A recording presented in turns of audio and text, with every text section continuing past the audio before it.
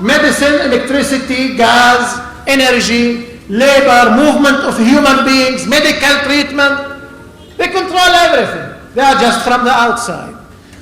They turn direct occupation into an open-air prison. Why?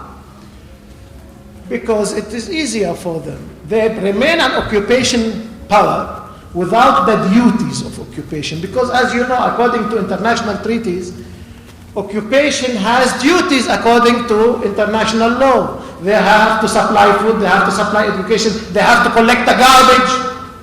Occupation, any colonial occupation has duties toward the natives according to any international law.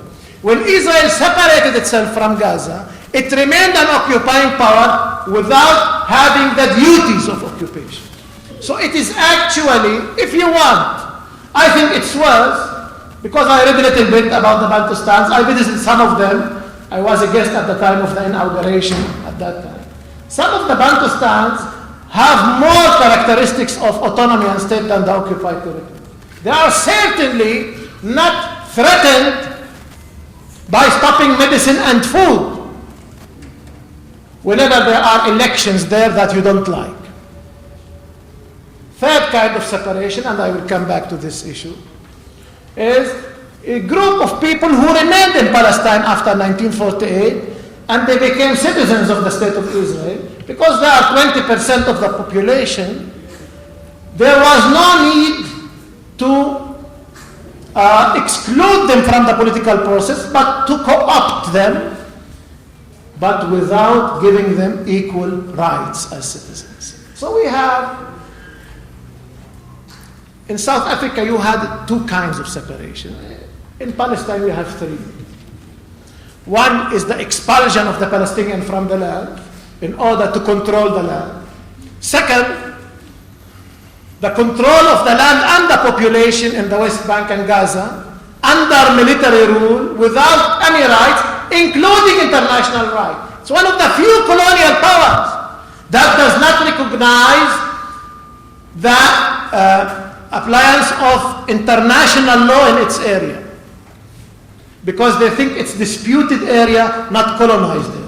And third, the Palestinians who are citizens of the State of Israel, to whom I belong, and I am now in exile.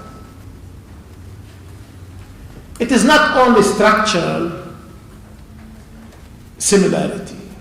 They themselves felt very close to South Africa. And here I want to stop a little bit, because I'm not speaking to any public. I know other people in the rest of the world are hearing me in universities, etc. But I want to speak to the people of South Africa here. Palestine is not a foreign issue for South Africa. It is not an issue of solidarity. It is your issue. First of all, because the identity of the new South Africa, if there is a new South Africa, has to do with anti-racism.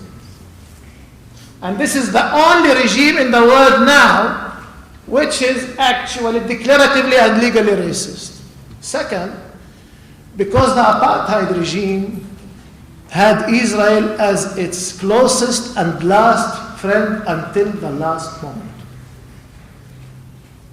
Even the United States, at the time when it was clear that the apartheid regime is a sinking ship, the United States joined the boycott.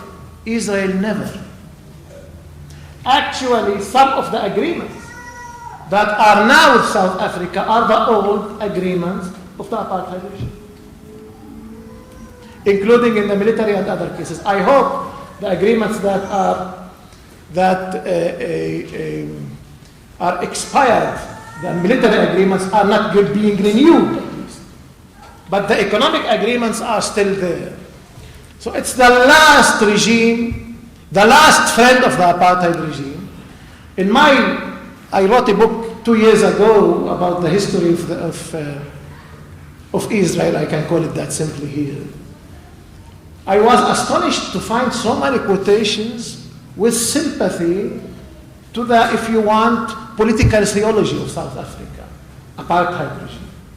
Ben-Gurion and others, leaders of Israel, who said, we have understanding to the fact that you have different neighbors and that you have to separate yourself from them. The outrageous use of certain verses from the Old Testament like,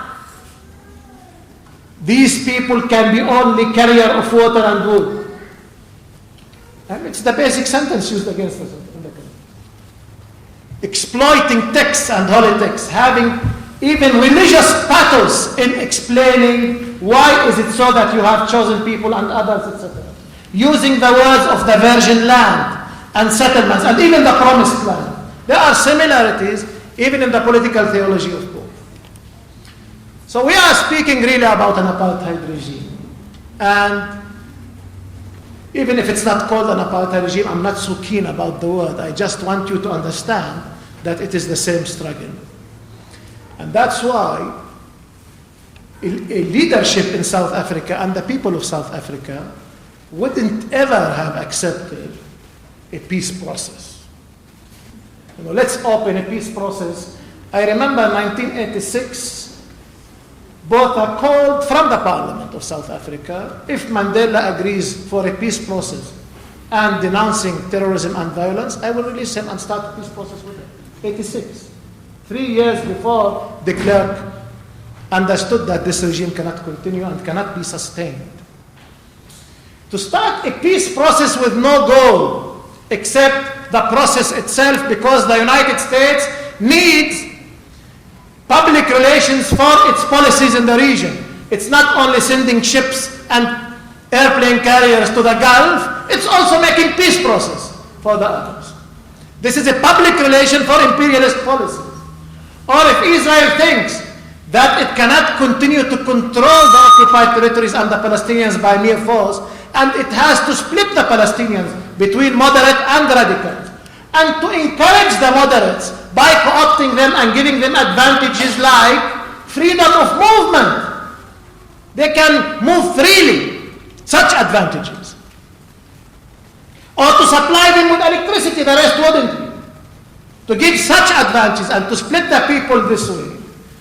Actually, this is a process that does not lead to any kind of justice. We are not looking, in the case of injustices and racism and oppression and racial separation, we are not looking for a process. We are looking for justice. That's why today I'm not going to speak long anyway because we started late. But today I'm not going to speak about solutions. Usually in symposiums, Palestinians and Israelis like to talk about solutions. Two-state solution, one-state solution. Do recognize, I don't want to talk about this because a lot of talk anyway is being done about this. I want to speak about justice. And justice in the case of discrimination. What is justice in the case of discrimination? Justice in the case of discrimination is equality. There are different justices. There is no that justice.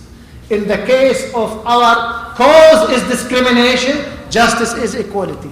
I don't care if this equality is expressed in one secular democratic state in Palestine, where every religion lives together, including the Jews, with equal rights, or in two-state solution. The main thing is to achieve justice.